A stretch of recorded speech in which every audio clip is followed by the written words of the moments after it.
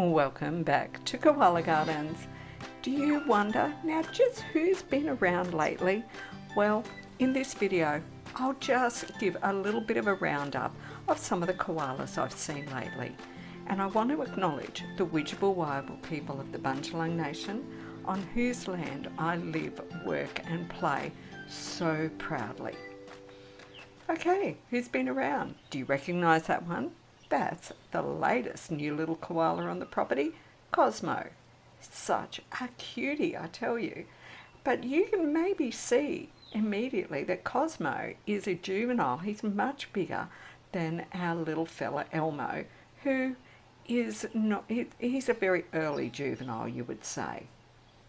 And there's Hope, that big bottom. Hope is moving into becoming a young adult, that's for sure. And look at that latest new little Joey peeking out of Onyx's lap down at me. And Valentine, of course, we all know that nose pattern. I'm sure I've got you all trained onto that one well. Now I am extremely excited because I've got 2 new patrons to give a shout out to. So woohoo! Thank you so much to Thor and Tali for getting on board and supporting what I'm doing here, and also to Bryant for your incredibly generous support of my work here. I truly couldn't do what I do without my patrons. They make every bit of this possible. But then saying that, please don't feel pressured. All of my YouTube video is always free, and if you make sure that you subscribe, smash that like button, leave comments and share my videos out to others, then you really tell that YouTube algorithm, hey, this is something everyone wants to see, and it makes all the difference in the world too. Alrighty, let's get in and spend a bit of time with these koalas that we love so much. This is Cosmo, who is the newest koala, a young juvenile who's been moseying his way through the property. There he is in the trees that are right outside my kitchen window. That's where we want to see our koalas, way, way, way up high. And I can immediately tell Elmo just by, there's just something about that white bottom and dark little head that, and I guess his size makes a lot of difference too. Elmo really loves areas 10 and 11, but I do find him more and more often up on area 9 now. There he is in one of the huge trees in area 10. Most of the time I see Elmo, he's way up high, which is exactly where we like to see our koalas. But he also is pretty good at having a little bit of a browse through some of the younger trees. But usually when he's asleep, that's when I'll find him. And yes, it's neck-breaking work finding koalas all the way up there in those big trees. But it's always worth it. If you look closely at these different videos that I've got of him taken over weeks, you might notice that there's a particular body posture, just the way he curls up to sleep. It's really interesting. The more I watch koalas, the more I can see individual differences, not just in how they look, but just even in their postures, their favourite sleeping positions, whatever it is. Now this time, Elmo is actually just in a wattle that's underneath one of the bigger trees. So there you can see he's not as high as usual. And here's our boy Hope. I will note, I haven't seen Hope for the last few weeks. It's a bit hard because I've been away, as some of you know, and I had house sitters here, and they weren't as good as finding koalas as what I am, which was really interesting, to notice. I can see that dot way up high there in the tree pretty easily. So I'm not sure if Hope has moved out with the dispersion period happening now. This is one of the very last videos I got of him, and you've seen the full one of that. It still just cracks me up every single time though. I don't understand how that could possibly be comfortable. Now, this was just a little bit of video. I missed out showing this. This was at the very, very end of June when I had Kat and Milani come to visit just before we went to the Koala Conversations Forum. And I set my video up to show how we set up to do an interview. But funnily enough, we're looking outside and thinking we might actually change positions.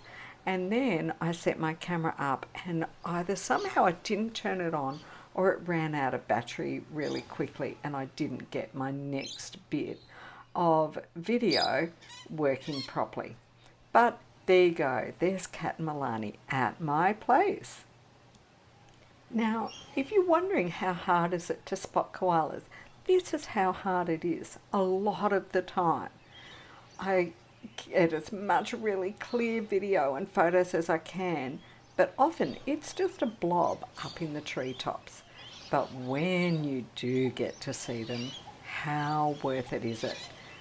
This was one of those early times of seeing that gorgeous new Joey sitting in Onyx's lap. Now that I'm home, I can't wait to get lots of great video of these two together. And I bet you can't wait to see what I get. Honest to goodness, there is not a single thing in this world better than seeing a baby koala calm in mum's lap, just looking down at me while I'm filming, with mum not worried about what I'm doing. It is the best feeling in the whole world indeed. I love it. Now this is a tricky one. We're going to see Onyx's Joey, but boy do you have to look carefully. I'll just freeze for a moment. Can you see that little foot just hanging out there? And then it flicks away. Sometimes I tell you, you've got to be so fast. And now, wait for it. There's the head. And it's like once you see that bit of movement and you can identify a part, then you can watch carefully, and now you can see there's Joey's back leg and Joey's having a good scratch. There's that head again, and Joey's actually reaching up and trying to get a feed. But I'm underneath the tree. It's really hard to see anything through, and that's the most frustrating thing for me. I want to capture really good, clear video to show all of you every bit of what's going on, and they're up in the treetops. Still, we wouldn't have our koalas any other way, would we? Wild and free, even when they're hard to see. There you go. Now, Valentine's in a really big tree, but I've got that little bit where I can zoom in through and actually get a fairly clear shot of him. Sometimes you just can't figure out why when they're close to the ground you can't see them because of all that's in the way.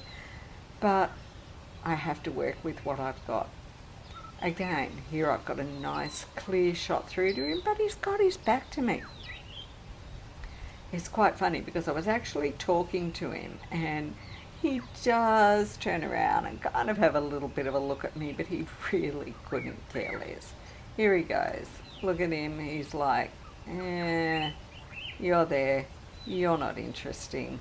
I see you every day.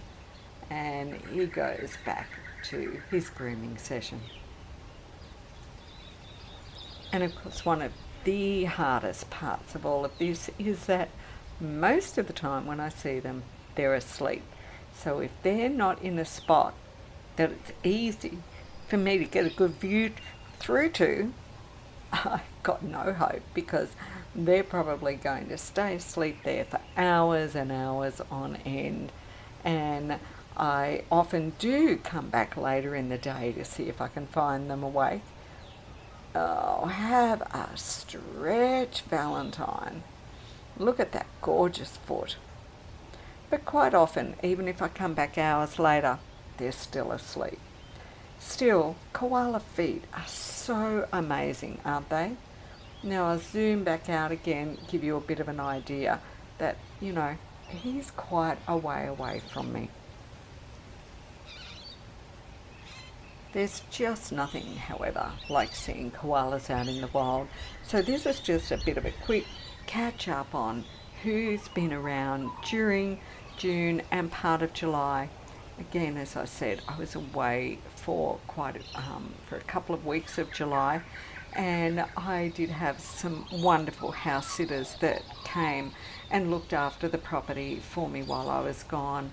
But it was a challenge for them both to find koalas and to use my camera. Unfortunately, a setting that they changed on the camera made a lot of what they took not usable. Things have dried out a little bit, thankfully. Here's just a little bit of a view of some of the water just moving through the property because of all of the rain that we had during June. So we didn't have enough to actually cause concerns that the area would actually flood, but it was soggy water running everywhere through the property, and it certainly made moving around the place quite a challenge, but it did fill my dam up, so that was good. Now, while I was away, here's just a really quick something. I got to spend some time with one of my fantastic patrons, Daris, my grandma. What an experience it was to have time with her. Here I am at the Indianapolis International Airport, about to head home. And so, of course, Daris, my grandma, and I took some silly photos, smiling, but we weren't really actually that pleased that I was going. And that was the day that all the technical stuff fell down. And so we were actually totally amazed that that I got to leave at all. It was lucky I was on a later afternoon flight. But even though I wanted to come home, I was really sad that we had to part our ways. And now one last special little thing. Look at this little koala. Now, you've got to get your really good eyes on to look at this one. And just have a look at this nose pattern here. This was a photo taken by my house sitter, and I had to convert to black and white because the colours were all so out of whack. But that is a very new nose pattern. I'm definitely on the hunt to see if I can see that little koala again. That's a juvenile that's moving through with the dispersion. So that's it. You've made it to the end of yet another Koala Gardens video. Would you please make sure you did smash that like button, make sure you share this out, and take a moment to write in the comments below, old and new. Thanks for watching. I've got some great stuff coming up over the next weeks and months. Another great way that you can support what I'm doing here is every time you want a t-shirt, a hoodie, a pair of socks, a phone cover, even something for your baby to wear, a gift for someone, something for yourself, go check out my Redbubble store and see if there's not something there that's just up your alley. I bet there is.